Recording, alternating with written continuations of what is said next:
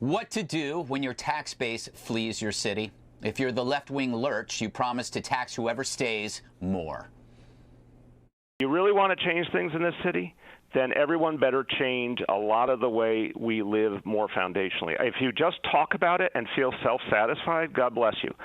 That's not actually going to change things. What changes things is redistribution of wealth. Tax the wealthy at a much higher level. And I just feel like this is a lot of cocktail party comfort going on rather than people honestly dealing with this issue. Help me tax the wealthy. Help me redistribute wealth. Help me build affordable housing in white communities if you want desegregation. This is what happens when you elect a commie who can't do math. Not only do they spread deadly beliefs, they can't even pay for them. It's the downward spiral of leftism, dragging everyone down with it. And here's how it's done. 1, take over a city that was kicking butt thanks to Republicans. 2, reverse policies that created the success and enact those that foster disaster. 3, funnel the money to pet projects instead of improving quality of life. 4, very important, vilify police, which drives early retirements way up and recruitment way down. 5, drive out investment due to uncertainty, fear, and regulation. 6, when people leave, tax who's ever dumb enough to still be here, me. Watch the tax base evaporate. Bonus points, do this during a pandemic.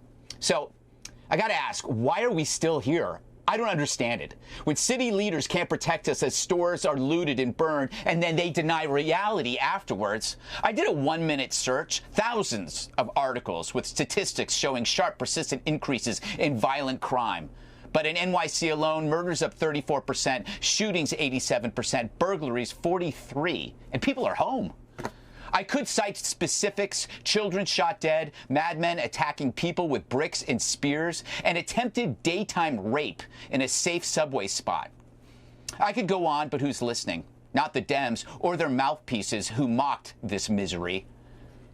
Democratic cities are in chaos right now. Is this what you want from Joe Biden? And they're going to take your country away, and they're taking down the statues. And crime is rising as they defund police. Oh, my gosh, it's so bad. And they get defunding police. It's like...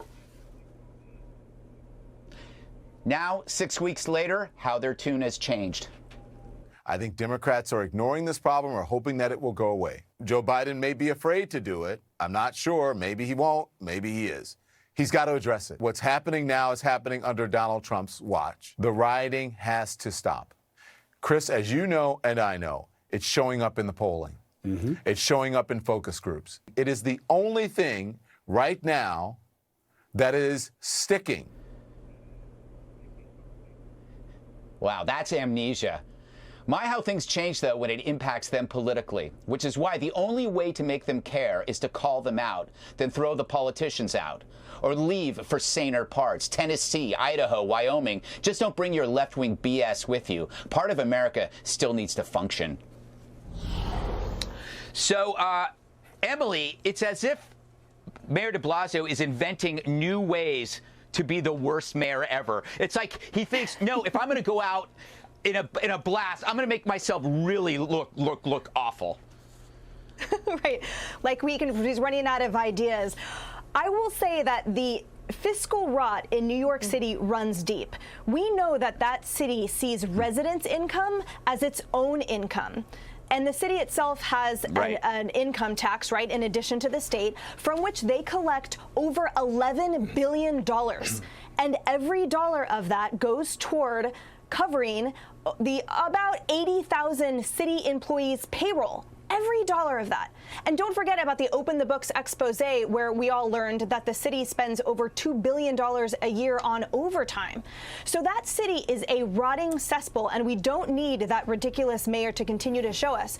I'll say one word really quickly on the moving element, though, because I already moved from California, and it breaks my heart to see that state continue to crumble. If you're given the choice or an opportunity to actually exercise sovereignty and a choice over your tax dollars and how they're spent, or the health of your community, like investing in law enforcement and safety and free speech and property and all of those things we hold dear, damn right you're going to exercise it, and absolutely I would move. Yeah. Dan, you are from New York. Is it ever going to come back? Are you an optimist or a pessimist? Nah, I'm a pessimist, always. Sorry. I just don't have any faith in humanity left at all. I love you guys, though, and ladies, you're great. Having said that, well, here's why, though, Greg. I actually have a reason for this. You know, liberals are just immune to facts. It's like at an early age, they get like a vaccine, and facts just can't penetrate or something, right? It's not like we haven't tried economic redistribution of millionaires tax before. I took a few notes. France tried it. Remember that? 75% tax. Yeah, 10,000 people fled the country one year, 12,000 next. My home state of Maryland, where I used to live, tried that too. The millionaires tax cost the state. Cost for liberals. That means they lost money. $1.7 billion, 31,000 people left. We've tried this stuff. But what's particularly infuriating about this, and this is my message to the Republican Party and to everyone else, I don't owe you squat. Okay? So the liberals out there, let me just be crystal clear, and I wish a party candidate would get up and say this. I don't owe you a damn thing. I owe you to pay for the constitutional role of government because I live here too. But I don't owe you squat. I don't owe you my money. You're not entitled to my money. If you are an able-bodied human being with 2 legs, functioning organs, and a body, get off your caboose, remove your rump from the chair, and go to work. Get a job. I don't owe you anything. Nobody owes you anything. The world doesn't owe you anything. And I just wish the Republican Party would stand up against this stupid redistribution argument and say, we're not helping here. People need to work. That's what makes them better off. Well, I will say this. I'm glad that book, Overcoming Shyness, that I lent you has really worked. Yes, it worked really well. That was a big problem. Yes. Hey, so Juan, can't progressives and socialists admit that for them to indulge their dreams, they need capitalists? And if you keep driving capitalists out, you're going to run out of the money. There's a dog barking. Sorry. First time in the whole pandemic. First time in the whole pandemic. It's okay. It's okay. I'm going to share time with Jasper, Dana. I'm a Jasper fan. But Greg, I think differently about this than you and Dan, because I think populists on the left and the right think that these big companies at Wall Street really took advantage of the little guy, especially after 2009. And you know, too big to fail, and these companies and executives getting these exorbitant golden parachutes and the like, that it's not fair to the average working American who saw their salaries, stagnate. So that's one argument. But let me just say much more broadly about New York City. You know, I'm from New York. I love New York. And I think anybody who says, oh, New York is going down the tubes, I'll take that bet. I take that bet now. People took that bet in the 70s when said, oh, there's economic problems in New York. Remember Ford to New York City dropped dead? Then after 9/11, people said, oh, New York's never coming back.